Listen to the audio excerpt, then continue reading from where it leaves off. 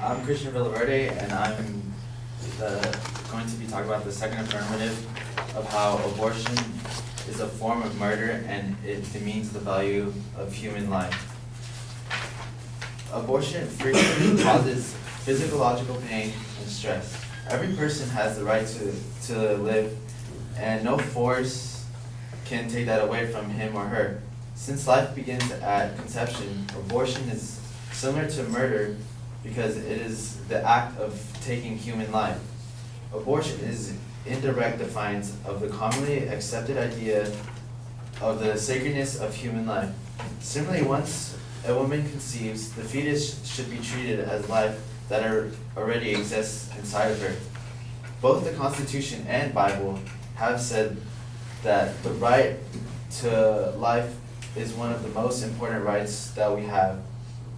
And then also, as for women who demand complete control of their body, should also include the preventing risk of the unwanted pregnancy through the responsible use of contraception, or if not possible, through abstinence. If we are to live by these standards, abortion is under all views and perspectives should be illegal. No civilized society permits one human to intentionally harm or take the life of another human without punishment. And abortion is no different. For example, abortion is immoral because it defies many religions. For instance, in the Bible, God views the unborn child as a person. In the book of Exodus, chapter 21, verse 22 to 23, if the men strive and hurt a woman with a child, so that her fruit depart from her, and yet no mischief fall, he shall be surely punished according as to the woman's husband will lay upon him, and he shall pay as the judges determine. And if any mischief follows, then thou shalt give life for life. If the woman has a premature birth and the child lives and no mischief falls, then there's no death penalty. However, if the child dies or the woman dies, God says the death penalty applies. Thou shalt give life for life. Why would God require the death penalty if he didn't consider the unborn child to be a human being? As well as the Islamic view, it's based on the very high priority of faith that gives to the sanctity of life. The Quran states, "Whosoever has spared the life of a soul, it is as though he has spared the life of all people. Whosoever has killed a soul, it is though he has murdered all of mankind."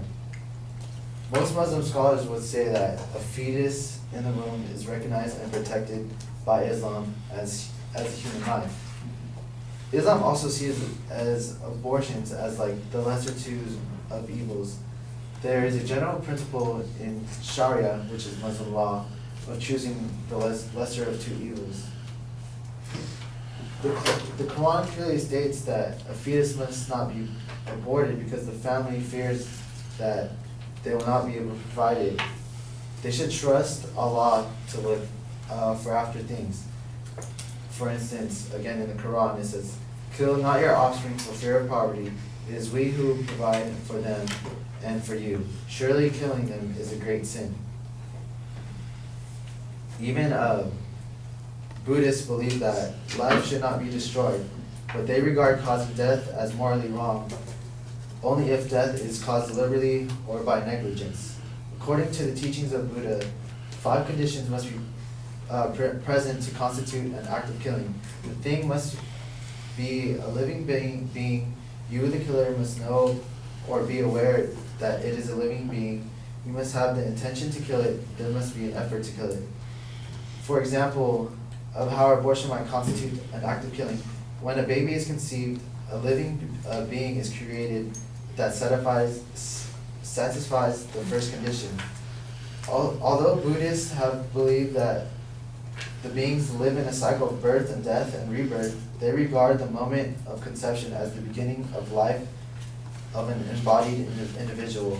After a few weeks, the woman becomes aware of its existence, and that meets the second condition.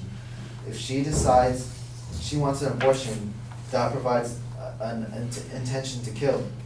When she seeks an abortion, that meets the fourth condition of making an effort to kill. And finally, finally when they go through the abortion, that is the act of the killing. So therefore, it is murder. Additionally, I'd like to say that abortion is unethical, again, because it is murder. Another important issue in these arguments is that abortions are considered unethical. Firstly, because we are stealing somebody's right to life, and secondly, because being educated human beings, we know what circumstances can lead to an unplanned pregnancy in the first place. Most cases of abortion state that the pregnancy wasn't planned. Very few abortions are done due to the harm to the mother or baby. Our ethics don't support such an act of carelessness.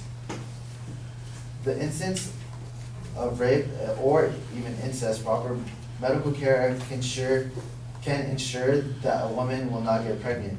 So there is a solution for those